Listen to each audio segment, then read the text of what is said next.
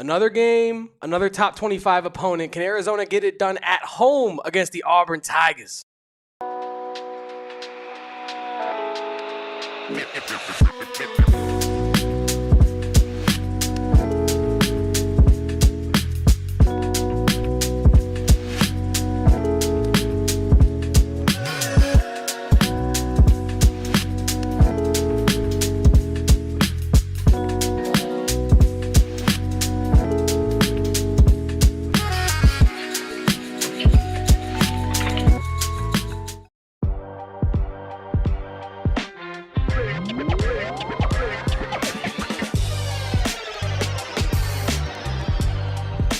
Welcome on in, guys, to the AZ Wildcats podcast, coming to you live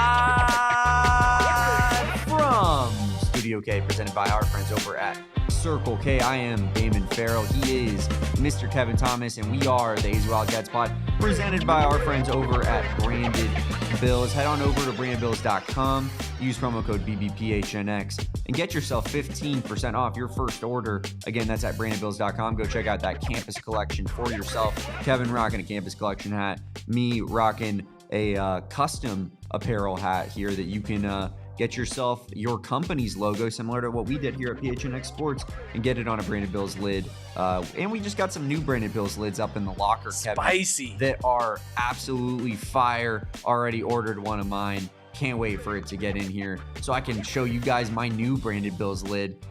Max, what was the odds today on the Damon wearing a Branded Bills prop? I think it's got to be like, we got to be approaching like -7-8 digits here, Kevin. It's starting to where the book might not even offer it because it's just a given. Yeah. Right? Like KD scoring You're making 5. sense. Yeah. You're not making any money on Devin Booker putting up 2 points in a basketball game because that is what he is prone to do every time he takes the court. And every time Damon takes this podcast, he is likely to be rocking a Branded Bills. How is everybody doing? I'm happy to see everybody here today in the chat. Excited to talk a little. Bear down always. HQ 3 HQ.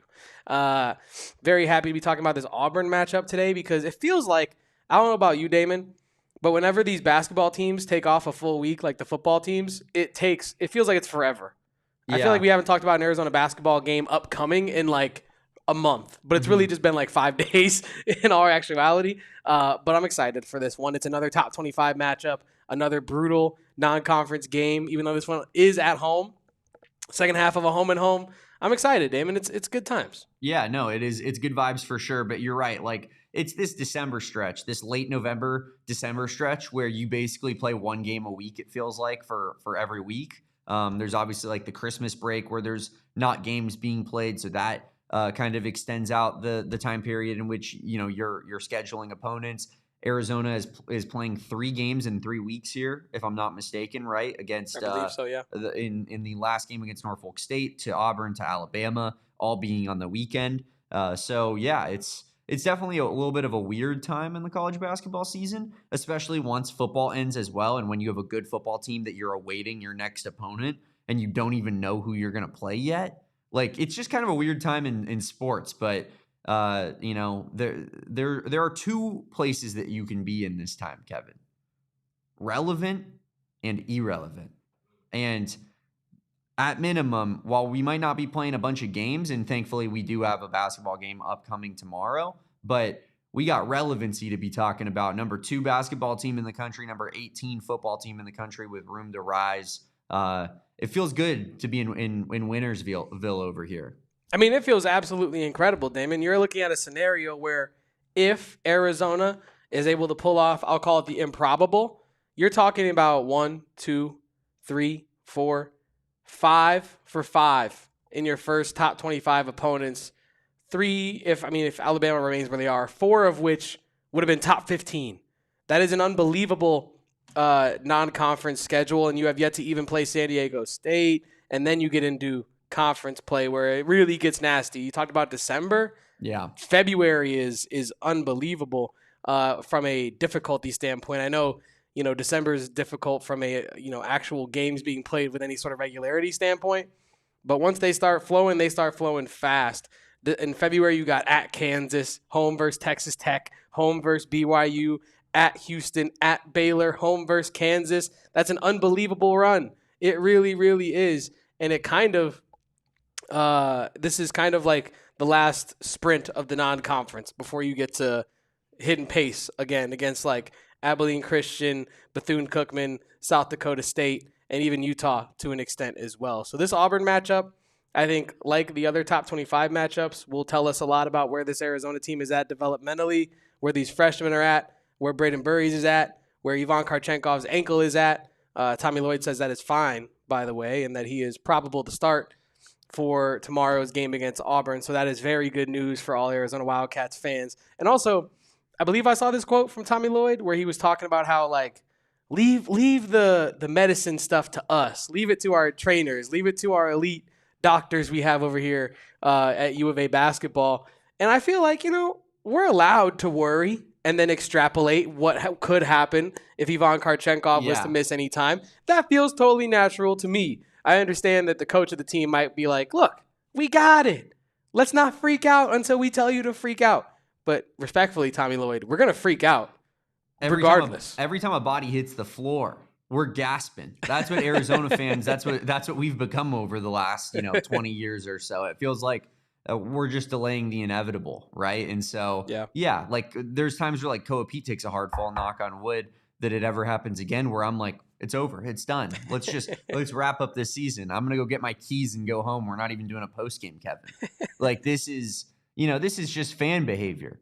I understand that media is a little bit different, but no one gets it more than me and Kevin from that standpoint. But yeah, I mean, do you think that this time off and like the lack of games would be good for someone like, say, Braden Burries or a Dwayne Aristote or an Ivan Karchenkov, who maybe haven't really shown what their true height can be at the college level yet? They've shown flashes, all three of them, I'd say, but consistency has been a bit of an issue. Do you think that this is like going to be a positive thing to kind of help get their mentals right? Or do you think that, playing basketball is what's going to get them, playing well, I guess, for lack of better phrasing? The only way to get better at the thing is to do the thing. And so I think these freshmen, you need the reps. I think there's only really two players in which this benefits in any way, and it's Ivan Karchenkov for health reasons, and it's Koa Peat for, I guess, the same reason, but to a lesser extent. You just want to make sure your running back, your Derrick Henry, is rested and going 100% every single game. Yeah. And it's hard to keep up that kind of a pace against top 25 teams if you're playing Wednesday, then Saturday, then whatever, Tuesday, you know what I mean? And so I do think this time off is good for guys like Koa Peat to attack Auburn with a full tank of gas. It's great for a guy like Ivan Karchenkov, who did not have to miss any time with that ankle injury. It felt like he was, he rolled his ankle. He was brisked away to the locker room. Tommy Lloyd said he didn't even do any x-rays or nothing like that. They just kind of took care of him, got him some rest, I'm assuming, got him some ice, and got him back on the court. So I think it's good for Karchenkov. I think it's good for Pete. I think guys like Aristote and I think guys like Burries, they do need these reps. And I think playing games with any sort of consistency would only go to benefit them. So I think if you're benefiting from breaks in November, I think we got bigger issues, bigger fish to fry than that. So hopefully this looks like a fresh Ivan Karchenkov and a fresh Koa Peat, and it looks like a warm Braden Burries and a warm Dwayne Aristote. What you don't want is a guy who's already been cold from the field in Braden Burries to finally get some momentum and then go cold again. So I don't think that it's necessarily going to be a big factor in this one for most of Arizona's roster, outside of like two players like Karchenkov and Pete.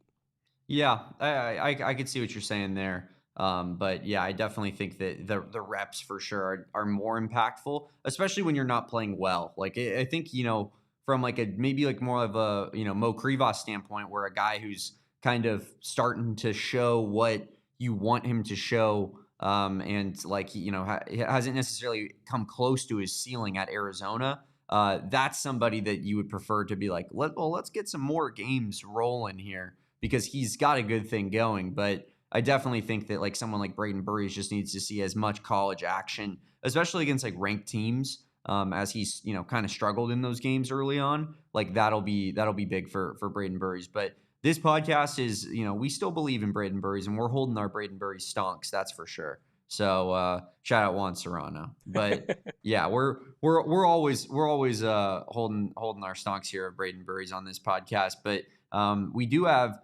some Auburn preview to get into here, Kevin. what they're good at, what they're bad at, and what they need to, do differently. Maybe, moving forward here. One of the, big changes from Auburn from last year to this year is that they have basically an entirely new starting lineup. Yeah. They kept Tahad Pettiford, everybody else out the door. Janai Broom, is he in the NBA? No, right? I don't think so. No, right? He's working at Enterprise. Maybe he's in like the G League or something. Yeah, getting ready to come back to college. Janai Broom's working at Enterprise. You of course have what's his buddy on USC. Chad Baker Mazzara, who needs to probably get a job from Janai Broom at Enterprise coming up here. You mean Mr. Maui is going to need to get a job outside of basketball? I defy that idea. Mr. Maui, only two-time MVP of the Maui Invitational. Chad Baker Mazzara, 25-year-old grown man out there. Special. That's special, Kevin. That means everything. But different roster at Auburn. And so Arizona's got to prepare for a team that, you can only base off of essentially what you've seen on film this season. It's not like you're going to be learning a whole lot about Bruce Pearl's Auburn team with 4 different starters from last year. I'm sure they have a lot of the same, principles from a defensive and offensive standpoint, but it is a completely new team. So should we go ahead and start with the strengths, Kevin? Yeah, let's go ahead and start with the strengths, Damon, because when you look at this Auburn team, right, there are a couple things that instantly stand out. The offensive rebounding is incredibly strong with this Stephen Pearl team, which is kind of a Bruce Pearl team. But I think that the offensive rebounding is an area that they've shown to be extremely proficient at across all their games this year. Getting to the line, Damon, is something you marked as one of their strengths as well. And then their length, their ability in the passing lanes, their activity utilizing their length is something that everybody watching this Auburn team has noted in their preview of it. So when you're looking at Auburn, we believe that these are the 3 things that you are going to see stand out first and foremost. Yeah, the offensive rebounding part is interesting because Arizona is also an elite offensive rebounding team, Kevin. So you look at Auburn's offensive rebound percentage, it's 18th in the country at 39.5% offensive rebounding percentage. Arizona is, I believe, 11th at 41%. So you're kind of going strength on strength there from, just getting second chance points and second chance opportunities on the offensive end. But that doesn't necessarily hold for an Auburn team on the defensive end as much, whereas Arizona is doing a solid job at defensive rebounding this year. So not quite to the level that they do offensive rebounding wise, but anytime you got Tobey walk out there on the floor, you're going to defensive rebound at an effective rate. That's not to even mention the 7'2" guy in Mo Krivas that also has been rebounding like a monster this year. And Koa Peat, is a big college power forward. So that's going to be a fun matchup to watch, what the offensive rebounding numbers look like in this game. Yeah, shout out to the chat. Max is bringing up, wonder which school Chad Baker Mazzara is playing at next year. I think him and Tyon Grant Foster should go to the same school and just take over college basketball as a couple unks. I love that. Shout out to Max. Shout out to the rest of the chat. I'm surprised he's not at Gonzaga. Honestly, yeah, right? Because Gonzaga went after all the unks this offseason. That was their goal, was to get the oldest roster possible, which is honestly not a bad strategy. Having D1 experience, especially in the tournament, is massive. It is. And that's why I think we feel so comfortable about guys like Jaden Bradley and Tobey Awaka playing such big roles on this team, even in Anthony Del Orso and Mo Krivas, because they've been there before. So, yeah, I think that the experience aspect of things it is funny that Gonzaga did that, and it's funny that they didn't go after the oldest dude. Yeah, maybe it says something about Chad Baker Mazzara's skill set that a guy like Mark Few didn't really want him. I guess Eric Musselman, though, is still a good coach, so it doesn't really say that much about it. But starter on a team that was in the Natty last year. Hey, that's true, man. Hey, that's true. But when we're talking about Auburn's strengths, like Damon said, they are very good offensively rebounding, and like he also alluded to, they somehow don't carry that onto the other side of the ball, right? And I think when you're talking about what makes Auburn good, we were talking pre-show about what even is an Auburn basketball team. Yeah. And I think if you are to break it down to brass tacks, you do get a team that rebounds well, is physical, is experienced, has some decent athletes, but overall, I do think that physicality is key, but it's not something that, you can outmatch Arizona physicality-wise this year because they are maybe the most physical team in the country. And as we look at some of Auburn's weaknesses, that could come into play. As their number one weakness right now is health. They've had multiple, players miss time with illnesses over the last week and a half.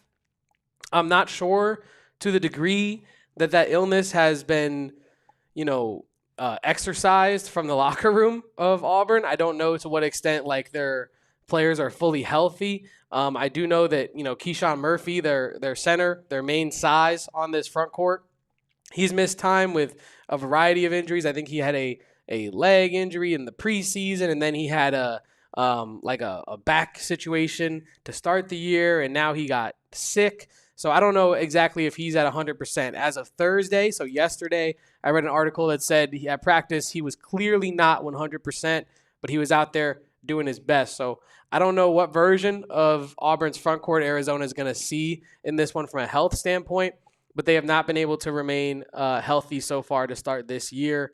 Defensive rebounding.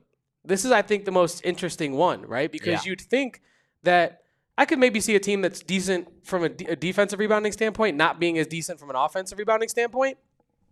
But it feels like if you are a really good offensive rebounding team, you would assume that defensively that's not a problem, that you'd be able to rebound the ball defensively. But that is not the case with Auburn, and it's kind of a reason why I think Arizona can get it done. Because Arizona is maybe the best rebounding team in the country, especially when you have the best rebounder in the country like Tobe Awaka, right? Yeah, I agree with you, Kevin. I think this is going to be a huge impact in this game.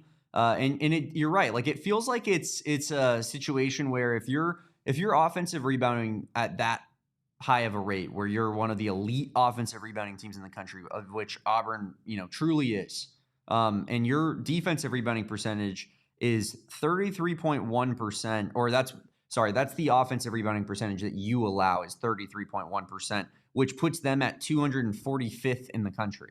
Wow. Out of 364 teams. Yeah. So, that's not a good spot to be in if you're Auburn. And it feels like it's a mixture of an effort and IQ thing, right? That's almost on offense, you're just see ball, grab ball, score ball. That's all that's going on in your head. But on defense, you're just thinking about how am I going to get the ball on offense again on the next possession, rather than thinking about I got to box out here my life depends on it.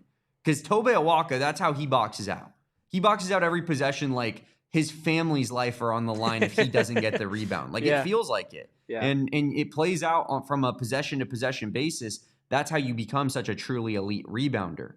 So I think, it feels like a mixture of worried about what's going on the other end, not having a big enough basketball IQ to be getting in the right positions, and also just not showing enough effort to be in those right positions. And I think Arizona could take big advantage of Auburn when it comes to getting offensive rebounds against Auburn. To underline this exact point, their only player taller than 6'9" that gets any sort of respectable minutes would be Keyshawn Murphy, who I've already said is not dealing with a full deck of cards from a health standpoint. Whether or not by game time on Saturday night he's fully healthy, he's popped enough Dayquil and NyQuil to get through the days, and he's got the sickness out of his body. It still feels like he's not going to be working at 100% for this game.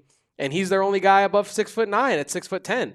They also have Emeka Oporum, who's 7 foot tall, but he doesn't appear in their most frequent lineups until you get down to lineup number 6, which is only used 4.4% of the time. So outside of a guy who plays sparingly, probably not in winning time against Arizona, Keyshawn Murphy's their only real size on this whole team. And Arizona has the 7th tallest roster in the country with an average size of 6'9". So if you're rounding up by 1 inch, Arizona's average size is Keyshawn Murphy's size. Do I need to explain it any further? And it's not just showy size, for lack of a better phrase. It's not just Jacobson on Purdue, for example, who's a good player. I'm not trying to say he's a bad player, but he's 7'2", but he's built like a stick figure man. He's young, he hasn't filled out yet, right? He doesn't have that size to really throw around. He has the height to throw around, but not the weight behind it. Yeah. Krivas has the height and the weight. Awaka, he's 6'8". It's not like he's short, but he definitely has the weight and the density to throw around. Koa Peat has the weight, height, and density to throw around. Arizona's wings even can throw around with some of the big men on Auburn physically, like Karchenkov. Even ADO to an extent, because he's put on so much muscle, can at least hold on like a power forward in the paint for a couple seconds before help might have to come. So I think Arizona should be able to out-muscle and out-rebound Auburn. I won't say easily, because it's not going to be easy against any team like an Auburn in the top 25, but the rebounding numbers should be heavily in Arizona's favor, in my opinion, when things are all said and done. Our last weakness. I will say I want to just expand upon that real quick, and I was just checking to make sure. They do have a fairly big team outside of like tall bigs. Yeah. They have big guards and big wings. Like they are like fairly decent statured. Like if you look at their height, they're 50th in the country out of 360. So it's like it's a solid ranking, and they do have some size, but it's not the same size that Arizona has. Arizona has like truly elite size that basically blows almost every team out of the water that isn't named Purdue, it feels like. I do agree with you. And I think when you're talking about like the wing size as well, it is important to note, right? Elijah Freeman, 6'8", Sebastian Williams-Adams, 6'8", Keyshawn Hall, 6'7", Philip Jovic, 6'8", Kevin Overton, even at the 2, is 6'5", right? He's like kind of, big bodied as well. Yeah, dense, yeah. So they do have some good size, but I think if we're comparing them to Arizona, like you said, it's no comparison. The Arizona's bigs are a lot bigger than Auburn's bigs, I think is the point we're trying to make there. Yeah, and it doesn't really help Auburn's case that their point guard, Tahad Pettiford, is 6'1" and I believe a lefty. So it's not. They're trying with the wing size, but it does not compensate for the lack of guard and big size. As we get into our last weakness here, it is that guard position yet again. It's the guard depth this time, though. Auburn has had an issue outside of Tahad Pettiford and KO Kevin Overton with guard production and guard depth. They've kind of been shuffling the deck since game 1 this season against Bethune-Cookman, where they went to overtime and only won that game by 1. Not going to read too much into that. Steve Pearl's first game. But like I said, Caden Magwood, he's seen time. He's had inconsistent defense. Abdul Bashir was branded as like a JUCO sharpshooter to come in and get some stuff done offensively. He's been not very good to start the year from a shooting perspective, and he has struggled with lower back issues. And then they also have a walk-on in Blake Mushalek. Shot in the dark there. Mushalek, he's been getting some work out there here and there. So they got walk-ons. Like that's the level at which they are struggling to find a guy who can take over for Kevin Overton when he needs a break and slide Tahad Pettiford over to the 2, for example, if you want Magwood in there because he's more of a point guard at heart, right? So I think that's an area where Arizona can overtake this game. We know Jaden Bradley can play a full game if he need to. We know that Braden Burries he's shown that he's been better defensively in some of these games. So I'm interested to see the challenge that some of the guards that aren't Kevin Overton and Tahad Pettiford give to Braden Burries. But yeah, I think guard depth has to be an area of weakness for Auburn if you're looking at it. I mean, all I heard right there is that it's Bryce James time. Oh, his red shirt, man. When they get their walk-on out there, it's time to throw Bryce James out there for the first time and let him go to town. I'm not burning the Bryce James red shirt over Blake Mushalek, man. I'm not doing it. I'm not doing it. I mean, I maybe some Evan Nelson though, but yeah, I do think that Arizona's depth is always going to be a big strength. So they're going to constantly just keep fresh legs going in the game and whatnot. And I think you mostly see that from a big standpoint where Tobe Awaka and Mo Krivas feel like they have like a pretty even 20-20 split when it comes to minutes, with both of them playing together for probably about 5 of those minutes during a game. So yeah, I mean, it's you're always getting rotating pieces here for Arizona, and that's always gonna be a big plus in our department. Plus, as you noted, Jaden Bradley, if you need him to, will play 99% of the minutes in a game. Yeah, and one thing he's been really good about as he's gotten, I'll say, older as a point guard and player, is he's really good at pacing himself throughout a game, understanding kind of like that LeBron thing of like, I don't think LeBron got it tonight. He only had 2 points in the first quarter. And then by the time the third and fourth quarter come around, it's like, okay, He was waiting to pop out when it mattered most. Not the day. Too soon. Oh, well, he's an old man now. You got sciatica and arthritis. It's a wrap. Yeah, but you had to say 2 points specifically, and like. Oh, he did do that thing where he broke the record. You're like this is an open wound here, Kevin. For the LeBron stands out here. Tough, honestly, tough. I mean, our guy is old. Hashtag washed king. Our guy's old. What do we want? He's old. It just, but like. I understand that, but like it's almost like he's almost like a superhero. We thought we'd never see the day. No, that's fair. Like that's my fair. whole life. I did think he'd be dunking and running until I was 40. Ever since I knew a thing about basketball, it's like this dude has been the entire league, the focus of the entire league. And for him to be done, it's like, it's just, I'm not even the biggest LeBron guy. It just makes me sad. Makes me feel like an old man.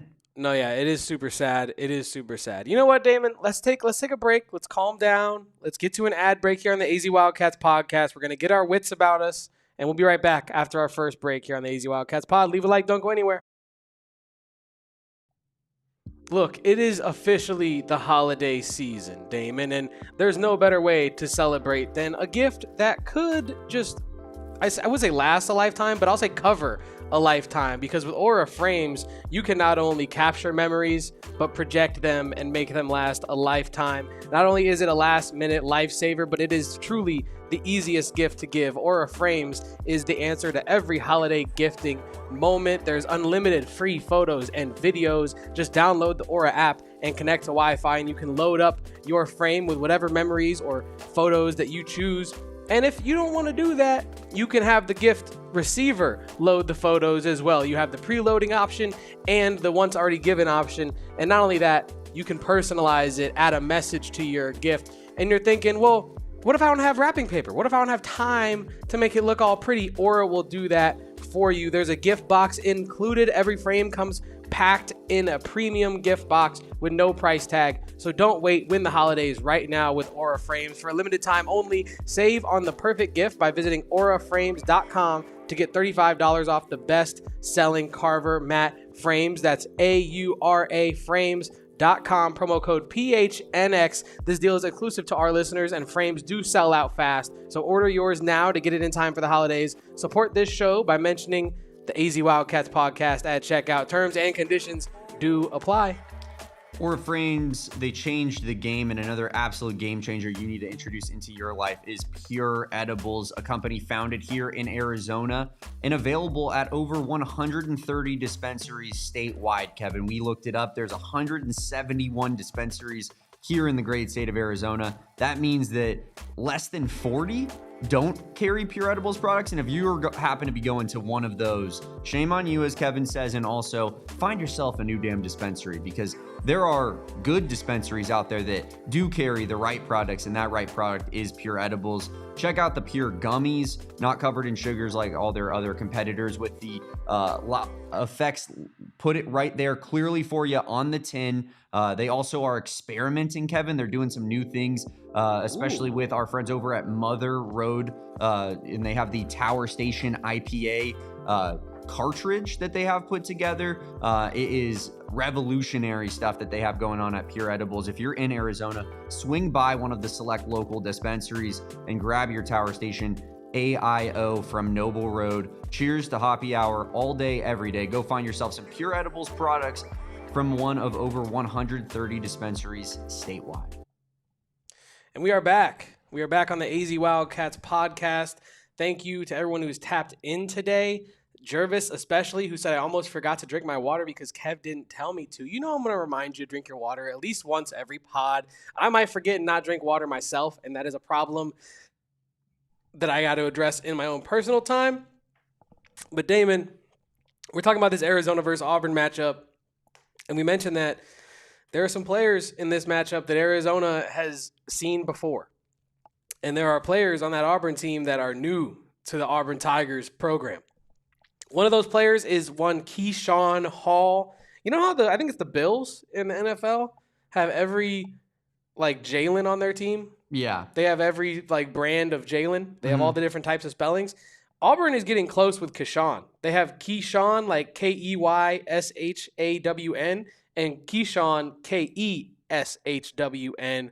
All they're missing is like KESHAUN or UAN or whatever the hell it is. Anyway, Keyshawn Hall, UCF transfer. We should remember him because he put up 20+ in McHale last year for UCF. I think he scored 40 on ASU. Man, if I'm not mistaken. He probably did. I mean, he played Arizona last year. He put up 22, 6, and 5.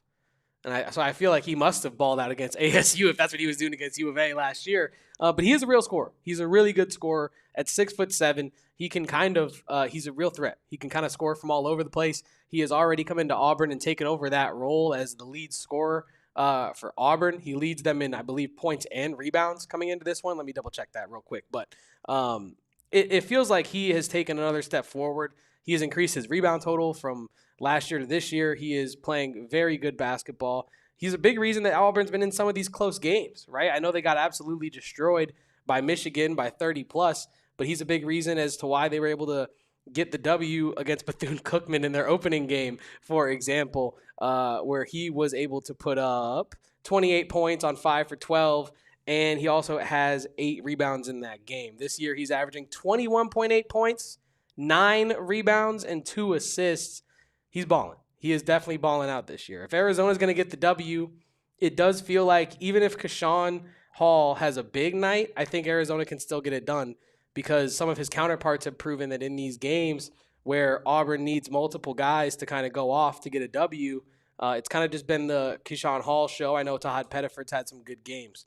But as discussed on McHale Madness, Keyshawn Hall is the engine that makes that offense go. And so I think Arizona has enough wing play, has enough front court play to slow him down.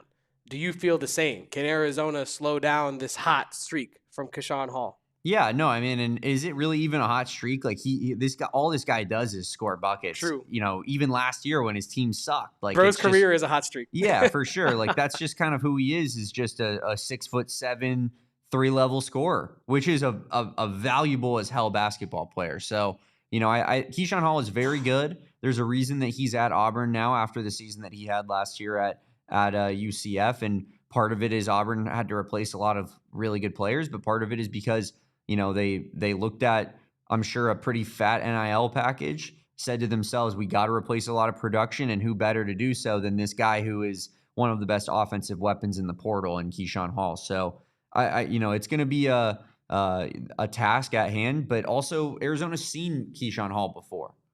Tommy Lloyd's seen Keyshawn Hall before. He's prepared for him before. He's you know, watched the tape on him. Like I think Arizona is well equipped to defend almost everybody with the different profiles that they have on this roster. You know, like even a little bit of Koa Peat could probably, you know, be thrown on Keyshawn Hall from time to time just to give you a different look. And you know, I'm not saying you want it to happen, but like if Jaden Bradley got matched up on him, I wouldn't feel like Arizona was just done and you know, down for the possession. Like I think that Jaden Bradley's gonna go ahead and give that dude everything that he can handle on you know, a particular defensive possession. Like you look at Dwayne Aristote, Ivan Karchenkov, you know, like the one matchup you probably don't really want to see is Anthony Del Orso on a Keyshawn Hall. Like that's realistic and that could happen.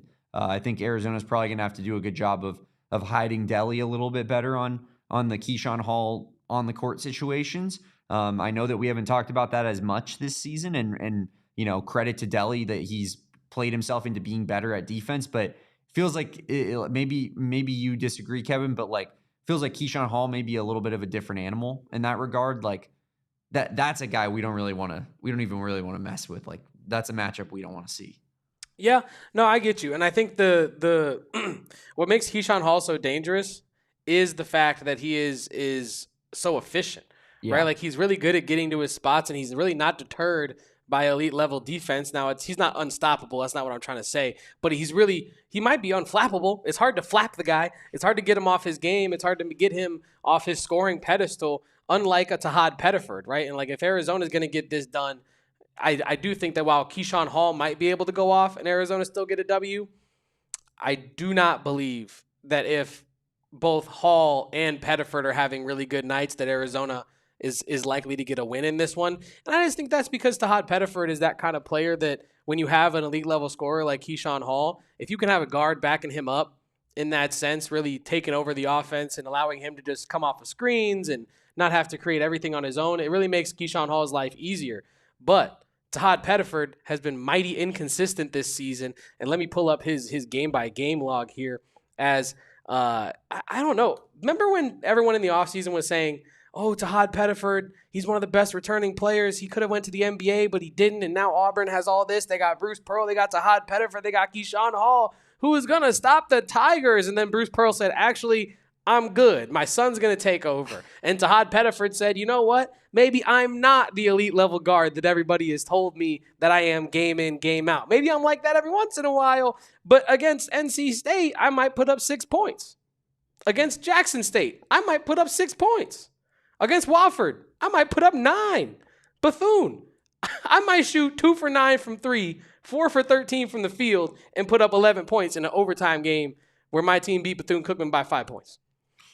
Tahad Pettiford, right, in their games that they have beat these top teams, right? St. John's, he had a really good game, 10 for 19, 27 points, 4 rebounds, 2 assists, 3 for 8 from 3. Michigan, he played all right. 16 points on 4 for 10, 4 for 6 from 3. So all his shots that were made from the field were threes. He only had 1 assist, 3 fouls, a turnover, and a steal. So I really feel like if Jaden Bradley can handle Tahad Pettiford, the rest of this roster can handle Keyshawn Hall, and they're not even working with a full deck of cards from a size standpoint to compete with you. This is a matchup that Arizona should be able to get a W in. And I think another interesting thing to discuss here, Damon, and this is where I really want your opinion on it. Michigan beat this Auburn team by like 30. Maybe I think exactly 30. They blew them the hell out on a streak of blowouts from Michigan. They were just destroying everybody at that tournament. Now, Arizona is believed, like people believe Michigan, to be one of those top-tier teams, one of the most complete teams in the country. Do you think that Arizona should make this look quote-unquote easy, the way that a Michigan did? Now, I'm not saying it should come that easy for Arizona, but do you think that they can have that kind of a blowout at home against Auburn?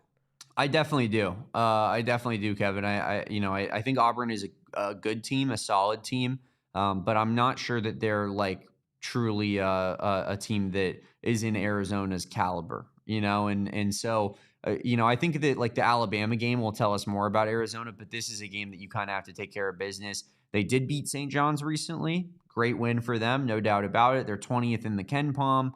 I think the SEC is pretty inflated, if I do say so myself. And I feel like Auburn, typically the teams that are inflated when it comes to that conference are the teams that are in like the 15 to 25 range, because the teams at the top are actually pretty damn good, but they want to raise those teams' resumes by saying that they beat a bunch of ranked teams that are like number 22. And this is a football comparison kind of too, but like then Mizzou's number 22 all year, and you're like, why? They're not good enough to be that, but that's because they're the Mizzou Tigers. Oh, it's so Alabama has a ranked win on their resume. I gotcha. Like it's kind of how I feel about Auburn a little bit this year. I think that you're seeing the SEC stuff kind of come into play the last couple of years in basketball as well, where everybody's just like, the SEC is the best, and you're like, based off what? And then it's just, well, they are. Okay, sounds good. Arizona is currently a 7.5 point favorite against Auburn. They're minus 380 on the money line. I think that you got to win this game, no doubt about it. But I think it'd be nice to get a win that is like comfortable enough where people aren't really worrying and doing the Mark Titus tweet at the end of the game. Yeah, definitely not looking forward to that possibility. But I do think, like you said, that Arizona could actually blow out Auburn in this one. Roberto, the coffee guy in the chat, says, I honestly don't care if Arizona blows out Auburn, but yes, they should do so since Arizona is the better team at every position except for that wing position with Keyshawn Hall out there for Auburn. And I think that while it doesn't really matter if Arizona blows out Auburn as long as they get the W, I just think it's an interesting thought exercise because we're trying to figure out exactly what Arizona is and what their potential could be early on in the season. And I think that this is kind of a good measuring stick game for them. I don't think it's the best measuring stick game for Arizona in their non-conference, considering we don't really know exactly who Auburn is yet, but it's still good nonetheless. Top 25 team coming into your house. Fun fact about the road aspect of this, though, for Auburn, is they have yet to play any actual road games on their schedule. They played 3 straight home games, Bethune, Merrimack, and Wofford.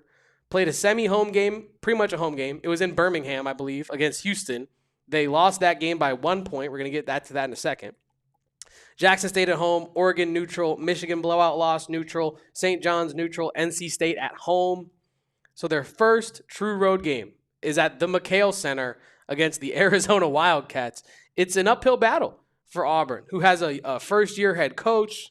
They have an illness going around the locker room. They don't have the size to really compete with Arizona. And most importantly, their defense is 61st in adjusted efficiency. That is not top 15 like Arizona's, right? While their offensive efficiency is in the top 12 like Arizona's, I do think Arizona should get this done. And I do think that by the end, it should look pretty comfortable, I'll say.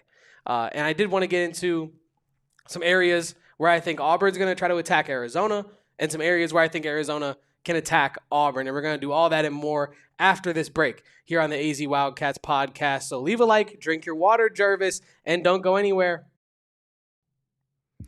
If you or someone you know is still supporting the Arizona Cardinals in person, there's no better way to celebrate than on December 21st at State Farm Stadium, where Smirnoff, our good friend Smirnoff, every Arizona Wildcat friend has a name named like Smirnoff. We all used it. We all partook. We all enjoyed some Smirnoff down there at the U of A. And like I said, on December 21st at State Farm Stadium, Smirnoff will be giving fans the chance to try their exciting new signature serves featuring the spicy tamarind.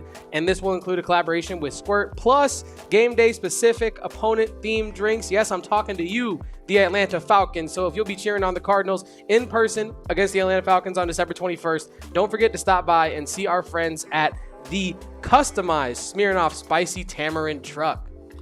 Have you tried that flavor before, Kevin? It's actually really damn good. I'm not going to lie to you. It's one of my favorite vodkas that I've had out there, especially if you're like taking shots, which I know is a little bit crazy to do with vodka. But that specific vodka is a great shot taker and maybe the lone bright spot on the Arizona Cardinals season that we have going right now. But I also want to tell you guys about another bright spot that we have in this state, a staple of this state, and that is Arizona Lottery. Arizona Lottery continues to do their season of giving, Kevin. When it comes to holiday season, Arizona Lottery is always upping their game when it comes to prizes, different scratchers. This year, they even have a scratcher that when you scratch it, it smells like candy canes. Unbelievable. I don't even know what the technology that would lead to scratching and sniffing would be, but I'm all for it, especially if it smells like peppermint. And of course, they have the cash countdown as well, which is up to $250,000. How much? In prizes, $250,000. All different types of prizes to win, and all different prices of tickets that you can buy as well from Arizona Lottery. So guys, go check out which scratcher is best for you. You can buy scratchers at Circle K locations. And speaking of Circle K, they have a great promotion going on with Circle K in tandem with Circle K. Free gas for a year. I was in a Circle K earlier today, Kevin, actually in the old Pueblo as I made my trek up this morning after, seeing a comedy show last night. And I stop in Circle K, and the dude was bragging to me about the Arizona Lottery tickets that he had out in front of him. The free gas for a year is a specific scratcher you can get and play for your chance and scratch off for your chance to win free gas for a year. You get a $10 lottery ticket, and then you upload it to azplayersclub.com to receive 10 points per dollar spent. That's the necessary number. Then redeem those points for an entry into the drawing. Make sure you enter by December 31st for your chance to win big. Play and gift today with our friends at Arizona Lottery. And we are back on the AZ Wildcats podcast. Shout out to the chat again, killing it as always. I wanted to give a shout out to this chat message from Jervis, aka Jervis Like Nervous, who says, complete tangent, but who would you rather see win on next Tuesday when they play each other, Florida or UConn? Damon and I were thinking about this a little bit during our ad break, and I don't know where I stand on this yet. And you had a bit of a distinction that you wanted to bring to the table as it relates to UConn. Yeah, I think Terrace Reed and his availability plays a huge factor in where we should be our rooting interest as Arizona fans is in this game. If Terrace Reed suits up for UConn, like you've never seen bigger Gators in your life.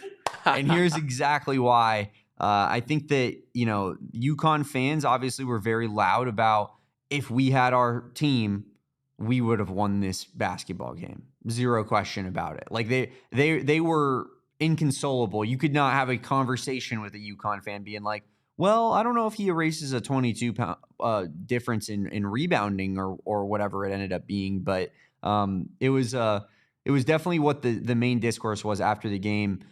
Florida already has 3 losses on the season, albeit they're to pretty good teams, and they've been competitive.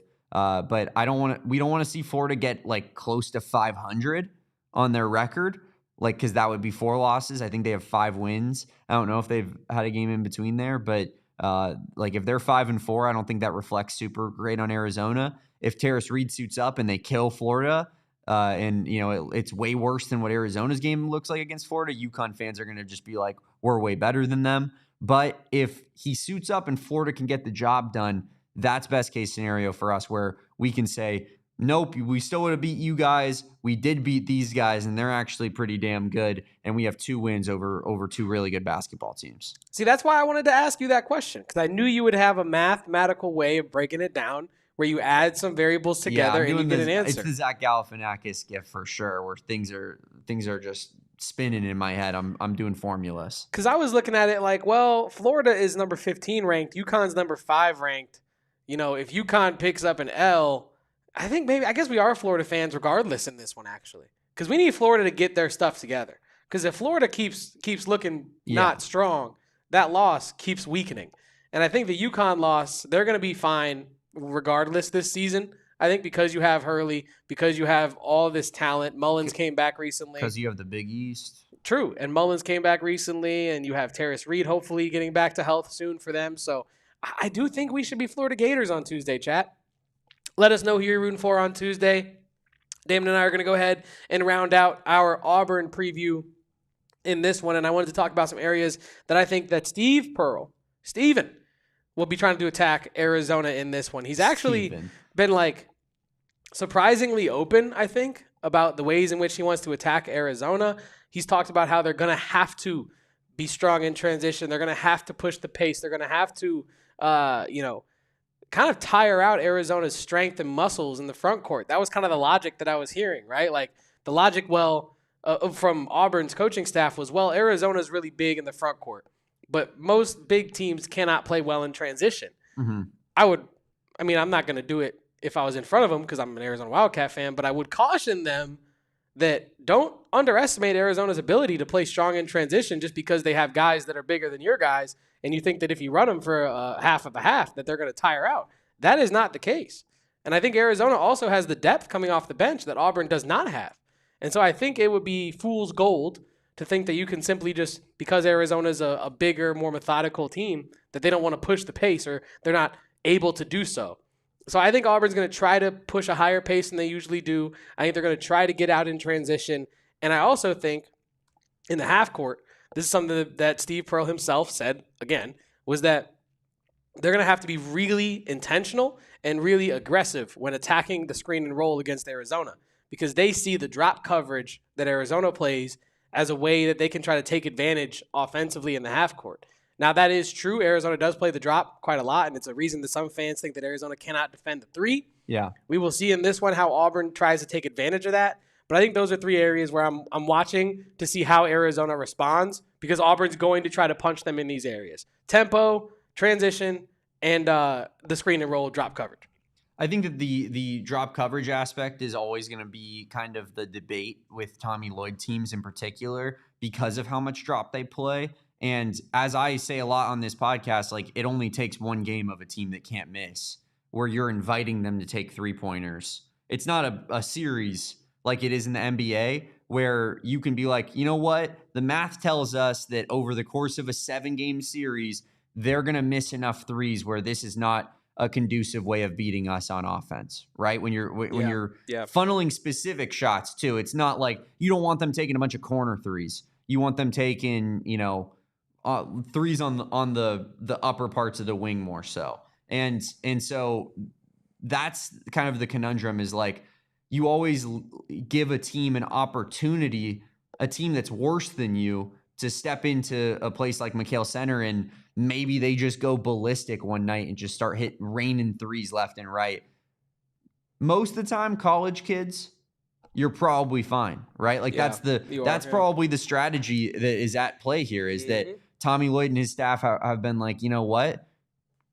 College kids can't really shoot like that. Maybe you got one guy who can, and we defend him a little bit closer, but the totality of your team, it's not like an NBA court where everybody can hit an open three on the entire floor. So I do think that there's always going to be an inherent drop coverage debate, but it at least gives Auburn a slight chance of hope that they could go into Tucson in McHale Center and beat an Arizona team. And it's not like Auburn is Alabama. They might be located in the same state, but they are not the same basketball program because while Alabama can shoot the absolute leather off the ball, Auburn can shoot it a little bit, but they're not the sharpshooters that their counterparts in the same state are. 67th percentile in three-point percentage is Auburn, and they are 50th percentile in attempts per game. So they're about middle of the road in attempts and just slightly above average, almost in that C category if we were doing a grade for percentiles. They're almost like a C-plus grade for their three-point percentage. And I think there's really only two guys that I'm worried about shooting the ball against Arizona. It is surprisingly not Tahad Pettiford, because I think he's shown an ability to be completely hot or cold from three, and I'm leaning on him being colder, being guarded by a guy like Jaden Bradley in this one. I would be concerned about Keyshawn Hall, who has a very high three-point shooting percentage this season. Kevin Overton, formerly of Texas Tech, who Arizona fans should also remember because he played against Arizona last year for Tech, where he scored 20 points, hitting 4 of 7 threes against Arizona in the Big 12 tournament last year. So I would be more concerned about going under, dropping against Overton, and dropping against Hall. But the rest of Auburn, I'm kind of comfortable going under on those screens and dropping and doing that. Like if Tahad Pettiford, like I said earlier, goes off and just has an unconscious night, I'd be shocked because he has not shown that he is consistent this year, and Jaden Bradley is one of the better guard defenders in this conference. So I would be kind of surprised if Tahad Pettiford was able to go off. And I also told you earlier that I think Auburn's really only route to victory in this one is both Pettiford and Hall getting off in this game. So I do think that while they're going to try to attack the drop, it's not going to be nearly as successful as maybe they think that it is going to be in this one. I hear you, and I definitely think that this is a situation where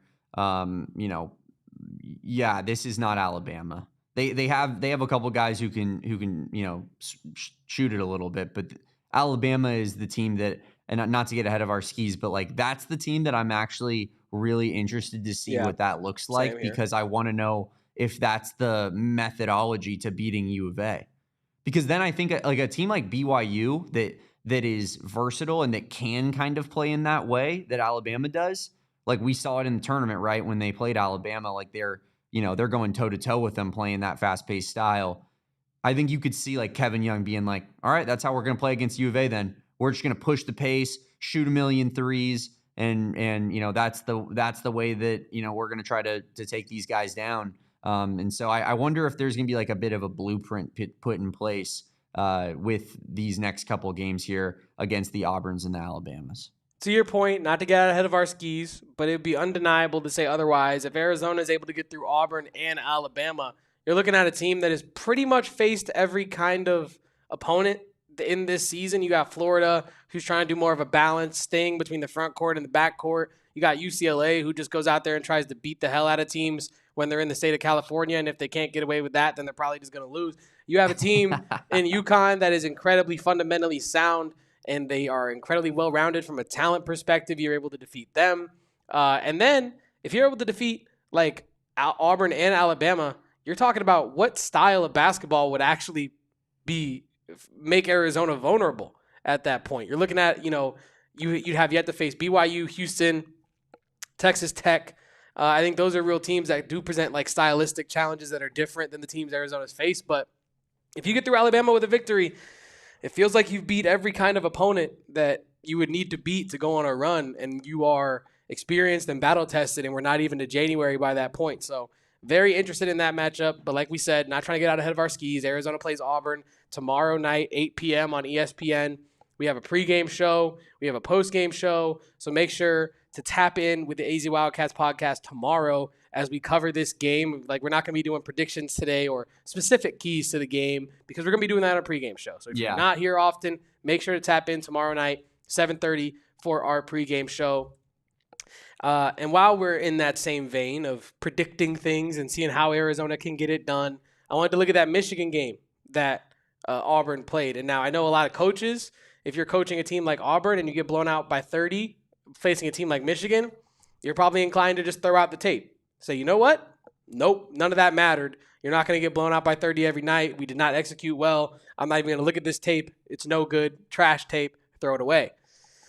I think there's a lot of credence to that. But I do think if you look at just the raw way in which Michigan beat Auburn, it was holding them to 31.6 from twos and out-rebounding them 35-20. And that's kind of what I was alluding to earlier when I'm saying I'm comfortable with Arizona dropping in this one because I'm comfortable with Auburn not being able to shoot the lights out in McHale and force Arizona into some sort of weird shootout in their home arena. I think Arizona is going to pack the paint. I think Arizona is going to make every bucket a struggle for Auburn. I think it's going to look a little bit like that Michigan game where Auburn's struggling to get easy shots and they're not really making a ton of their outside shots and they're also getting out-rebounded. Interesting little tidbit from that game, though. They do lose by 30, so it's not exactly like the demarcation line, like the one that totally changes everything from this result. But they only shot 18 out of their 33 free throws. I would not anticipate them to shoot that poor of a free throw percent against Arizona. Yeah. Because that's just not how things go against the Wildcats. But I do think Arizona could get this one done and maybe by like 15 points.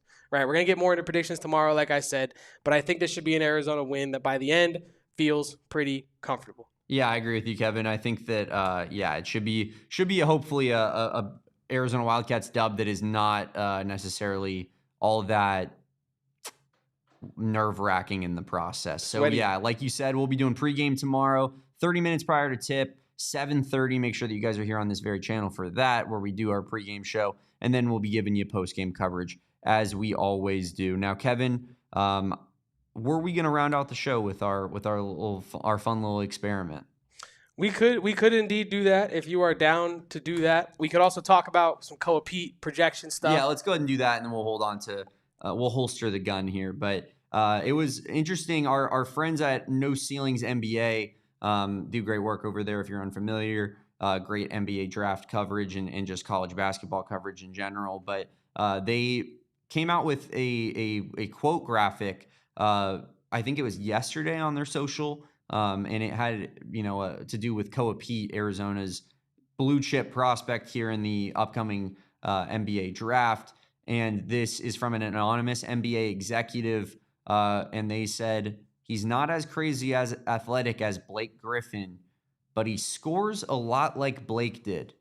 Now, NBA executive, I thought it was a scout, honestly, Kevin. NBA executive implies that it's like someone pretty high up in an organization, wouldn't you think? It does. It does imply that that's like a decision maker, maybe someone involved in the draft process potentially, or at least someone involved in like the acquisition of players, right? So that is interesting. You and I were talking about it pre-show in terms of like how accurate is that of a comparison, and it feels like in terms of the actual quote, which I'll pull it up one more time, you have not as crazy athletic as Blake Griffin, but the scoring, like the diet, the profile looks a lot similar. And when I was thinking back on the Koa Peat game so far, it kind of does feel that way. And I think if he was maybe like, I don't know, like 5% more athletic, whatever percentile it would need for him to get to Blake Griffin's level of hops, you probably would see the same amount of alley-oops, the same amount of huge jams from the baseline that you saw with Blake Griffin. I think Koa Peat's still a freak athlete, right? Blake Griffin is like a once-in-a-generation kind of leaper, though, for his size. And I think that Koa Peat's like diet is kind of similar. I think what intrigued me most about this comparison, though, Damon, is you and I always talking about Koa Peat being able to expand his offense, right? He's doing a great job just being Koa Peat right now. But we've seen it with Aaron. We've seen it with all the guys that Koa Peat's been compared to, right? We've seen it with Blake Griffin. We've seen it with Aaron Gordon. We've seen it with some of these guys that when they get to the league, they're leapers, they're freak athletes, and they're dunkers, and they're paint beasts, right? But there comes a point in their career where they got to make a difference. They got to make a change to expand their game. Blake Griffin, when he went to the Pistons, all of a sudden turned into, Brook Lopez. Like, he's shooting threes crazy, and he's actually making the threes. Same thing with Aaron Gordon, right? Went to Denver, found out he needed to play a little bit of a different role, got in the gym in the offseason, shooting thousands of threes over that summer, and now has a capable three-point shot, and you actually have to guard him from deep. And I think Koa Peat, that's what intrigues me most about this comparison. I feel like he is cut from that same cloth of a guy who, for his first couple years in the league, is going to kind of have that Aaron Gordon, Blake Griffin kind of shot diet where you're using his athleticism, using his size to get him his buckets. But I could also see a world where year 5 in the NBA of Koa Peat sees him actually shooting the ball at a higher level, expanding his offensive range. So that's what really intrigues me about this comparison is the potential for it to actually age into fine wine, right? Actually age into a 1-to-1 comparison. Yeah, I really like it. I think that he has the like IQ and the passing ability too, and that's something that Blake was really good at in particular. Like, you go back and you watch some of those Lob City highlights, he's throwing lobs to DeAndre Jordan.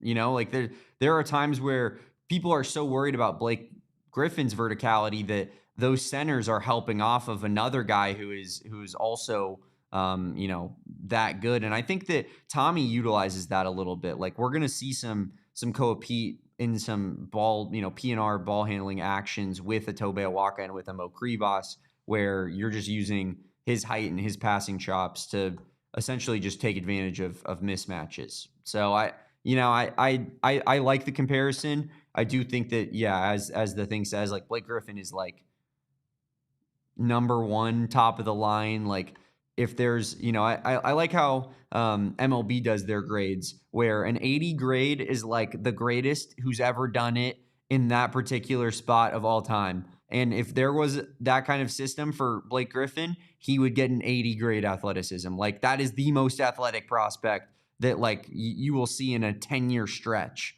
But Koa Peat, while he's not that, is extremely vertical, extremely athletic, very, very strong, and scores in very similar ways. I like the comparison, and I think it just goes to show that he is thought of highly and that he will be like a top 10 pick here in the draft once it comes around. Yeah, and I'm really excited to see like what type of comparisons he's getting by the end of the year, right? Like, by the time you have a full catalog of Koa Peat performances, a full catalog of his ups and his downs and his strengths and his weaknesses, I'm interested to see what people are saying about who he could be as a pro. I know Carter Bryant was getting, for what we thought he could be, honestly, he was getting some pretty like underwhelming from a star power perspective comparisons. Like, you're getting like OG Anunoby, or you're getting like, who's that dude from the Blazers? It doesn't matter. Tumani Kamara or something like that. And you hear that comparison and you're like, okay, those are good NBA players, and like I'm happy for Carter. But I think he actually has a level that he could reach right now. Carter Bryant's going to be a lot slower of a bird in the pros than Koa Peat is. And I think that's why I'm really excited, right? Just how high can Koa Peat reach from a potential standpoint? Just how good can he be? I'm excited to see him fulfill that potential this year and in the NBA as well. And I've been given some homework by the Damon dog, and he didn't even know it. You brought up watching those Lob City highlights, and now I just need to go back and watch like the NBA put out a video. Tonight. You guys have a few at home, and maybe you're pre-gaming with the boys. Maybe you're coming back from a long night at the bars. That's a great YouTube search. Lob City Clippers highlights. You just took me back. Special. Right there. You just took me back. Getting back from the bar, being like, which highlight tape am I throwing on? I'll do you one better. Watch Warriors Clippers highlights from that era when the Warriors were on like the rise of becoming their dynasty that they are. When that was like a great budding rivalry. That was special NBA basketball. We don't have that anymore. You know what I want to go back and watch while we're on this topic? Like Warriors Rockets highlights from those days, like with the Harden era where he was like trying to put the whole city on his back and defeat a dynasty on his own. That was interesting to watch as well. Damon, keep it. Anything that has to do with James Harden, you can keep. I don't know why that name was uttered on my podcast. I mean, probably because those games were crazy, and they're crazy to watch. Bum, loser. doesn't care about winning, cares about going to the strip club, cares about making money, cares about going to, Bacanora. I actually have heard from people that used to work at Bacanora, because he does come back to town very often, and that's a spot he frequents, that he is like a really, really nice dude, which is cool. He is, yeah. But like, he tips well and treats the employees well, which is nice, because not every athlete is like that. But shout out James Harden off the court. I'm sure he's a great dude and a great hang, but on the court, loser. Yeah. Bad choice of school. Maybe not the best decision maker. Maybe not like the hardest of workers from an NBA standpoint, right? But like you said, you're telling me you don't want to hit the club with James Harden and have a night with James Harden? I think that would be a lie. And I'll leave it at that. But I'm sure he's a great hang, like I said. Yeah, I'm sure he's a hell of a hang. But Damon, that I think is going to do it for our podcast today. Koa Peat, Blake Griffin comps, Arizona versus Auburn, full breakdown. We'll have more for you in likes of predictions, any further analysis and updates that come out in the next 24 hours. All that and more tomorrow on our 7:30 pregame show. Be there or be square. Be there or I will have a vendetta against you for life. And that's a fact. And that's all I got for you. That's all I got for you right now at this point in time. Sure thing. I love it. Follow my guy Kevin Thomas at Kevo Post. Follow me at Damon Dog. And follow us at PHNX_Wildcats on all social except for TikTok, where we're at AZ Wildcats Pod. Please rate and review on your favorite podcasting platform. If you guys have like a Spotify Wrapped, I know that this is a fairly new podcast or anything like that, but you tweet it at us, we will retweet it if we are, in your list there. So appreciate everybody, your guys' continued support. It's really been ramping up as of recently, and it means the world to me and Kevin. It really does. We owe you guys some challenges. We will look to start maybe planning those a little bit more so next week, including when we're going to crash the ASU pod, which should happen next week. So we will keep you updated on that, and we will start marking these off because Kevin and I got some IOUs on the future. But in the meantime, give us both a follow our account. Appreciate you guys for tuning in. Throw in some turnover swords emojis. Throw in some Jeff Sims emojis in the chat. Run up these likes, and we'll catch you tomorrow on a pregame edition of the AZ Wildcats pod. Until then, peace out, bear down. And go Cats, let's get this dub against the Tigers. We all silly like the mayor.